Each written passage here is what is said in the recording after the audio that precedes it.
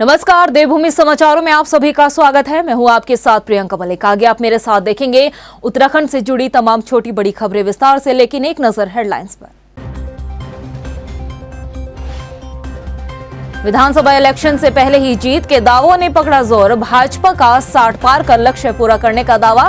14 फरवरी को जनता करेगी फैसला। बीजेपी प्रदेश अध्यक्ष मदन कौशिक का बड़ा बयान। खराब परफॉर्मेंस वालों को नहीं मिलेगी तरजीह। कई सिटिंग विधायकों के टिकटों पर लटकी तलवार। कांग्रेस जल्द जारी करेगी दावेदारों की पहली लिस्ट। प्रदेश प्रवक्ता गरिमा दसोनी का बयान। जनसंपर्क में जुटे कार्यकर्ता पार्टी की जीत का किया दावा। पुलिस ग्रेड पे की जगह एक मुश्त 2 लाख रुपए देने का आदेश जारी। सिपाही और परिजनों में नाराजगी। सोशल मीडिया पर वायरल हुए इस्तीफे के लेटर। हेडलाइंस के बाद बुलेटिन में खबरें विस्तार से। और सबसे पहले बात करेंगे सियासत की। उत्तराखंड राज्य में चुनाव का ऐलान होने के बाद राजनीतिक पार्टियों की तैयारियां तेज हो चुकी है। बीजेपी युवा सीएम पुष्कर सिंह धामी के नेतृत्व में हुए काम और केंद्र की योजनाओं को लेकर जनता के बीच जाएगी। भाजपा प्रदेश अध्यक्ष मदन कौशिक का दावा है कि इस बार जनता पार्टी को 60 पार कराएगी और विकास के नाम पर ही जनता वोट देगी। देखिए, मैंने कहा कि पार्टी में हमारी पूरी तरीके से तैयारी है, हर प्रकार की तैयारी है। पार्टी में कहीं किसी तरह की बगावत, पार्टी में किसी तरह का क्रोश ये नहीं है। होगा तब आपने कहा है, हमारे पास उसकी भी सारी रणनीति। आप चिंता मत करिए, हमने पार्टी के अंदरूनी पूरी रणनीति बनाई है। चुनावी तारीखों का ऐलान होने के बाद अब इंतजार इस बात का है कि कब सियासी दल अपने उम्मीदवारों के नामों की घोषणा करेंगे। बीजेपी प्रदेश अध्यक्ष मदन कौशिक ने बताया कि पहले प्रदेश स्तर पर संभावित दावेदारों के नाम पर चर्चा होगी, उसके बाद हाईकमान इस पर फैसला लेगा। हालांकि मदन कौशिक ने कहा कि जनवरी के तीसरे पखवाड़े तक बीजेपी प्रत्याशियों के नाम का ऐलान कर देगी। अभी आएगी, कल तक परसों तक आएगी। 11 तारीख तक सारी रिपोर्टें आ जाएंगी। उसके बाद हम उन रिपोर्टों के आधार पर, अन्य जो हमारे वो पैरामीटर्स हैं उनके आधार पर तैयार करके केंद्रीय पार्लियामेंट्री बोर्ड में भेजा जाएगा।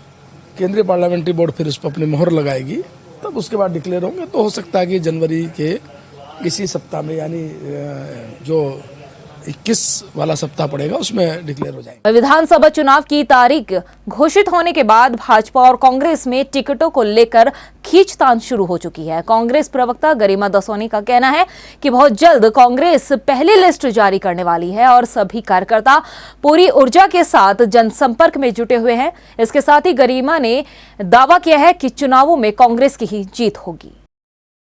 बहुत जल्दी 2-3 दिन के अंदर हमारी पहली सूची आ जानी चाहिए और 2-3 चरण में हमारी सूचियां आएंगी। जैसे जैसे जिन जिन विधानसभा में प्रत्याशियों को लेकर आम सहमति बनती चली जाएगी, वैसे आप सबके सामने नाम उजागर कर दिए जाएंगे। अब देर करने में कोई ठीक नहीं है। 21 तारीख से नामांकन शुरू है प्रदेश में और 28 तारीख आखिरी डेट है। तो ऐसे में मुझे लगता है कि कोई देरी कांग्रेस पार्टी की तरफ से नहीं की जाएगी। हमारा होमवर्क पूरा है और वो आप सबके सामने सूची बहुत जल्द आने वाली है। 5 राज्यों में विधानसभा चुनाव की रणभेरी बच चुकी है, लिहाजा चुनावी दलों की तैयारियां अब और तेजी के साथ रफ्तार पकड़ेगी।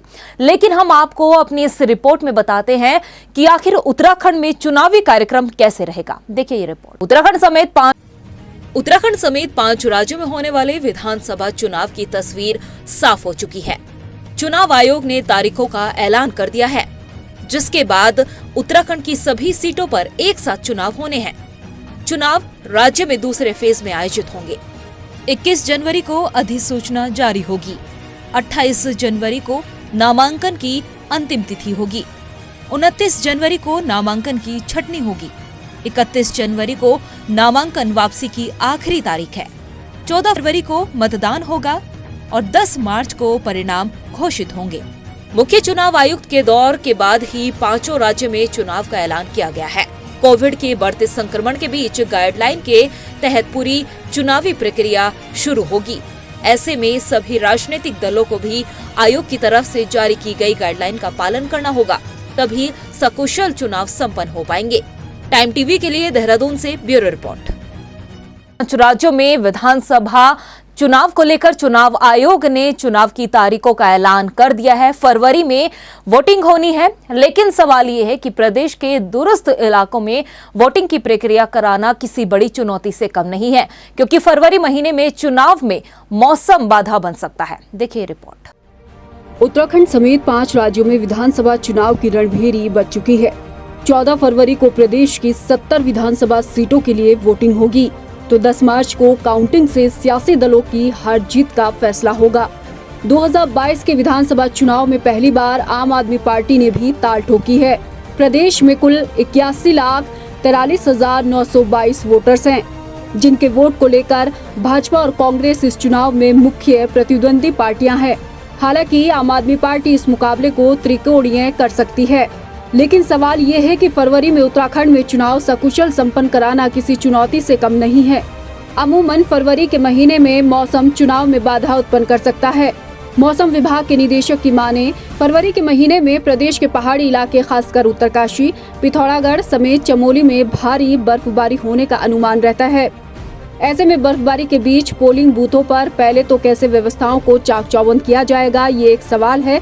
दूसरा बड़ा सवाल ये है कि पोलिंग बूथों पर इंतजाम कर भी दिए जाएं तो बर्फबारी के बीच लोग आखिर कैसे पोलिंग बूथों पर जाएंगे। अकेले पिथौरागढ़ जिले में ही कई ऐसे संवेदनशील पोलिंग बूथ है जहां लोगों का पहुंचना आसान नहीं होगा। ऐसे में चुनाव की तारीख तो आगे नहीं बढ़ सकती। हाँ, इतना जरूर है कि निर्वाचन आयोग मौसम से पूरा अपडेट लेकर पहाड़ी इलाकों में चुनावी इंतजामों को कराए, ताकि हर स्थिति से निपटने को तैयार रहा जाए।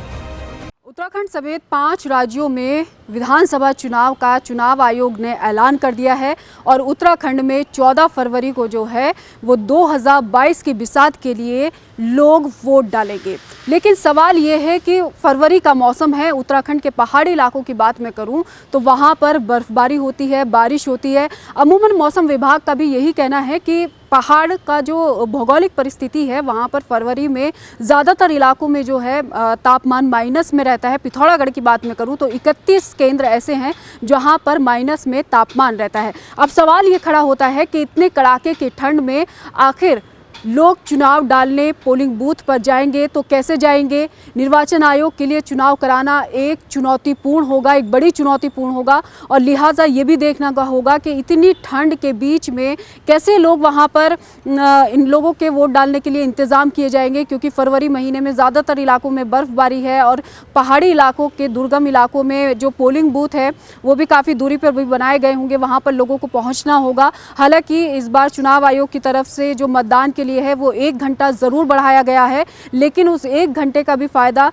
लोगों को किस तरह से मिलेगा। अब सवाल यह है कि निर्वाचन आयोग जो है 14 फरवरी में जो इलेक्शन होना है उसको लेकर पहाड़ों पे किस तरह की व्यवस्था करेगा, ये देखना होगा कि इतनी ठंड के बीच में आखिर वोट कैसे डाले जाएंगे। कैमरा पर्सन नरेश के साथ मैं सबिहा, देहरादून। रुड़की विधानसभा से अपनी दावेदारी पेश कर रहे भाजपा नेता टेक बल्लभ ने अपनी ही पार्टी के नेता रुड़की विधायक प्रदीप बत्रा के 5 सालों के कार्यकाल को निराशाजनक बताया है। साथ ही भाजपा नेता टेक बल्लभ ने कहा कि क्षेत्र में जनता बदलाव चाहती है। जी हाँ, 2 बार के वो विधायक हैं, लेकिन जो एक नारा हमको किसी मित्र ने दिया, वो नारा ये दिया कि बदलाव की स्थिति है, बदलाव चाहिए। मैं किसी जनप्रतिनिधि का बुरा नहीं करता, वो सम्मानित विधायक हैं, उन्होंने अपना कार्यकाल पूरा किया है, जनता ने उनको चाहा है। वो कितना खरे उतरे हैं उस पर, ये जनता चाहती है गिनना, और जनता ये चाहती है बदलाव की स्थिति। तो बदलाव की स्थिति क्यों आई? अगर जनता उनसे संतुष्ट होती तो उनके बदलाव की स्थिति नहीं आनी थी। मुख्यमंत्री पुष्कर सिंह धामी के पीआरओ को बहाल कर दिया गया है, जिस पर कांग्रेस ने निशाना साधते हुए कहा कि धामी सरकार खनन प्रेमी सरकार है। कांग्रेस प्रवक्ता गरिमा दसोनी ने कहा कि पूरा प्रदेश मुख्यमंत्री ने खोखला कर दिया है और खनन के मामलों में इनके पीआरओ को निलंबित कर दिया जाता है, लेकिन आचार संहिता लगने से पहले ही पीआरओ को बहाल भी कर दिया जाता है।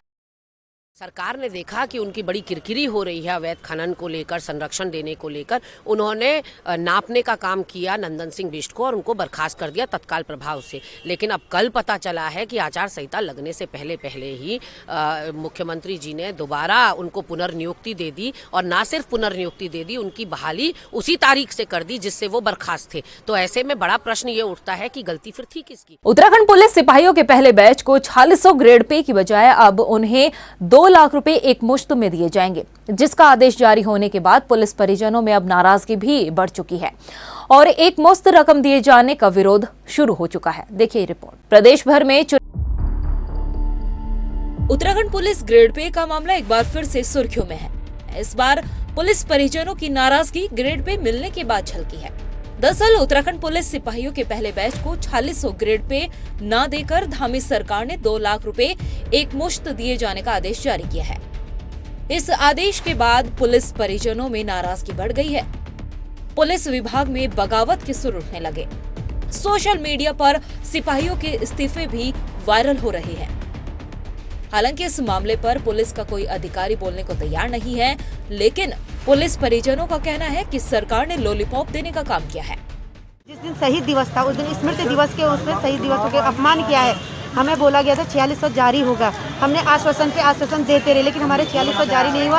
आज हमें 2 लाख की लॉलीपॉप दे दिया है, जबकि वो 2 लाख सिर्फ इसलिए दिया गया है कि आचार संहिता लग गई है, वो दिखने के लिए 2001 बैच वाले चुप हो जाएंगे और चुनाव के लिए आगे तैयारी करेंगे। लेकिन वो सिर्फ लॉलीपॉप है, वो भी नहीं मिलेगा, वो सिर्फ दिखाने के लिए मिला हुआ है। आपको बता दें कि प्रदेश भर में पुलिस कर्मियों के परिजन 4600 ग्रेड पे की मांग करते आ रहे हैं। अपनी मांग को लेकर कई बार विरोध प्रदर्शन भी किए जा चुके हैं। उत्तराखंड पुलिस में सबसे पहले 2001 में भर्ती हुई थी। इस बैच के सिपाहियों को 20 साल की सेवा के बाद 4600 ग्रेड पे दिए जाने की बात कही गई थी।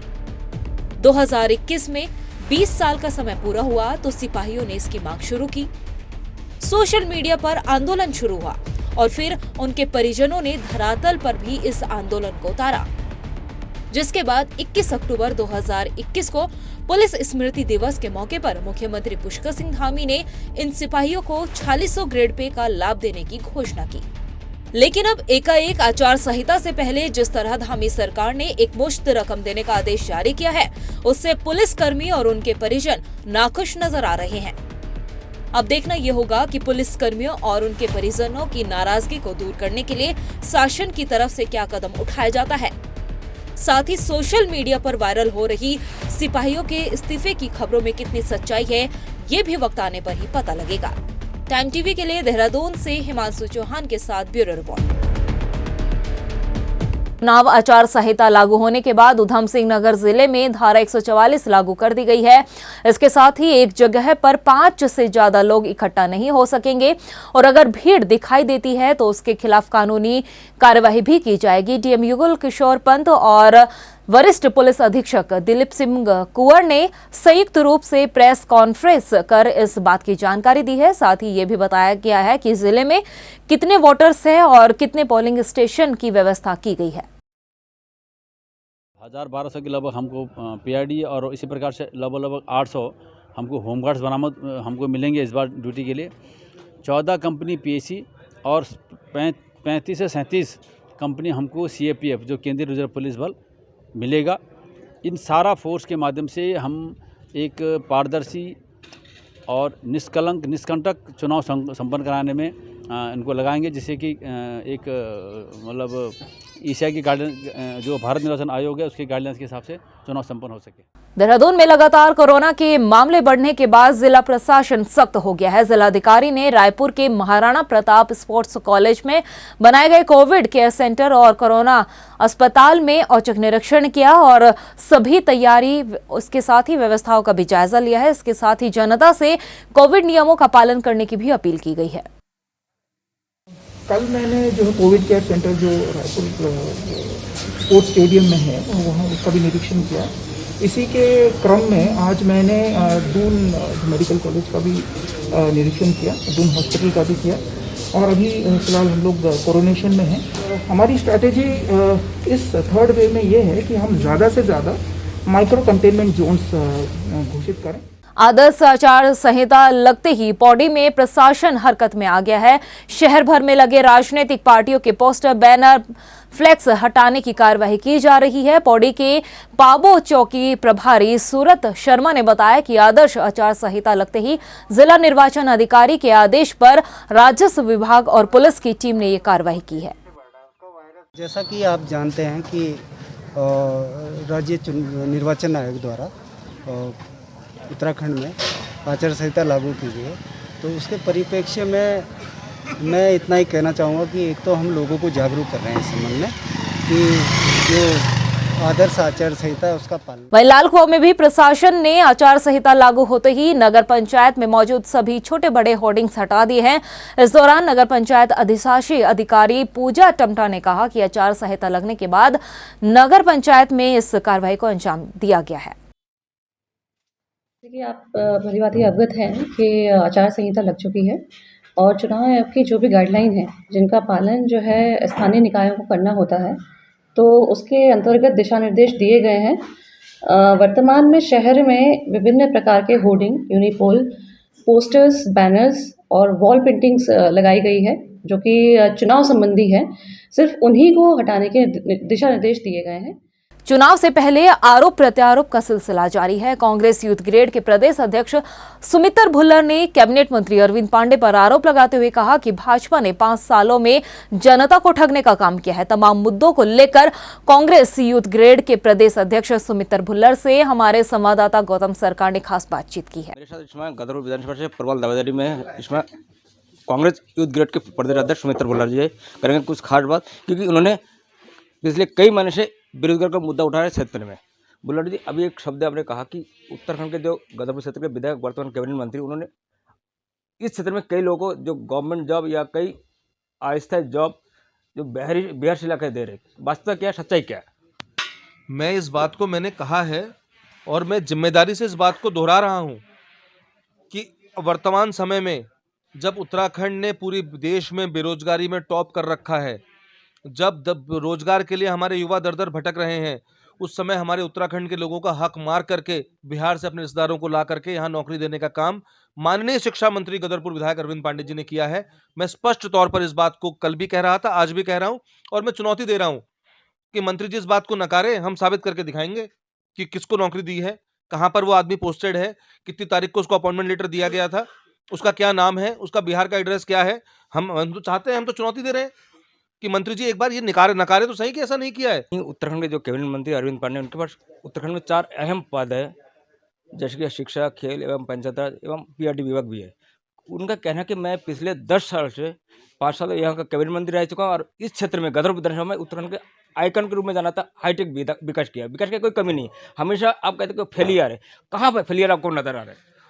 अगर एक सरकार का कैबिनेट मंत्री उसके घर के 4 किलोमीटर के दायरे में, उसके लोकल में, उसकी अपनी विधानसभा में अगर स्कूलों में शिक्षकों की नियुक्ति नहीं हो पाई, अगर स्कूलों में संसाधन नहीं मिल पाए, अगर शिक्षा की उचित शिक्षा की व्यवस्था नहीं हो पाई, अगर उसके 4 किलोमीटर घर के दूर के रेडियस में वहाँ वो स्वास्थ्य केंद्रों में डॉक्टरों की नियुक्ति नहीं कर पाया, अगर वो अपने पड़ोस के गाँव में खराब सड़कों को ठीक नहीं कर पाया, अगर उसके पड़ोस में लगी हुई इंडस्ट्री फैक्ट्रियाँ दिनों दिन बंद होती रही और वो नई एक भी फैक्ट्री नहीं खुलवा पाया, अगर वो रोजगार युवाओं को नहीं दिला पाया, अगर उसके चाहने वालों ने गरीबों की जमीन कब्जाने का काम किया और पुलिस के साथ मारपीट करने का काम किया। चंडीगढ़ टाइम टीवी, गौतम सरकार, उधमसिंह जिला। वहीं हल्द्वानी में 512 ग्राम स्मैक के साथ 2 तस्करों को गिरफ्तार किया गया है। दोनों आरोपी बरेली से स्मैक लाकर हल्द्वानी में स्कूल में सप्लाई किया करते थे। बरामद की गई स्मैक की कीमत 50 लाख रुपए बताई जा रही है।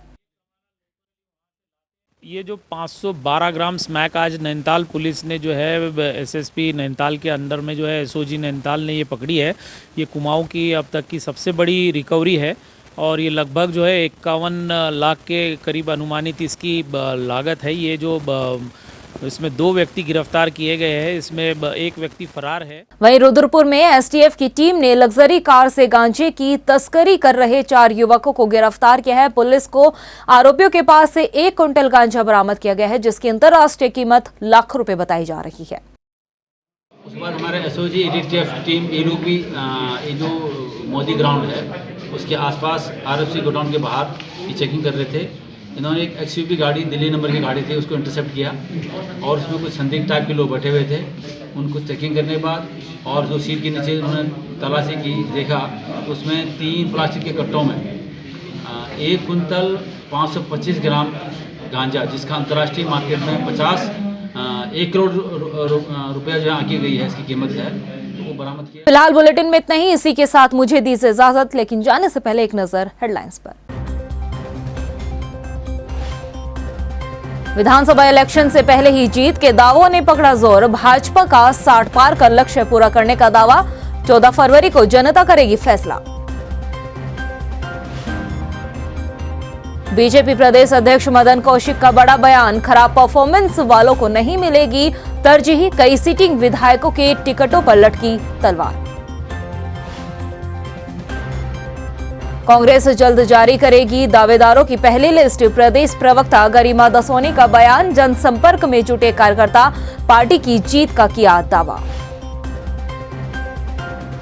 पुलिस ग्रेड पे की जगह एक मुश्त 2 लाख रुपए देने का आदेश जारी। सिपाही और परिजनों में नाराजगी। सोशल मीडिया पर वायरल हुए इस्तीफे के लेटर।